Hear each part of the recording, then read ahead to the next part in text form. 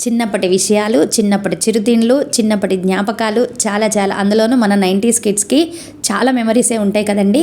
So, అందులో అందరి all time favourite తేనె మిఠాయి కదా! చాలా యమ్మీగా ఉంటుంది. ఒక పక్క కొంచెం పుల్ల పుల్లగా, తీయ తీయగా చాలా చాలా టేస్టీగా ఉంటుంది. దాన్నైతే చాలా ఈజీ మెథడ్‌లో ప్రిపేర్ చేసుకోవచ్చు. ఏం లేదు, ముందు రోజు ఉన్న దోసల పిండిలో ఒక కప్పు దోసల పిండి, అరకప్పు మైదా కలుపుకొని, చిటికెడంత ఫుడ్ కలర్ కలుపుకొని డఫ్ అనేది ప్రిపేర్ చేసుకోండి.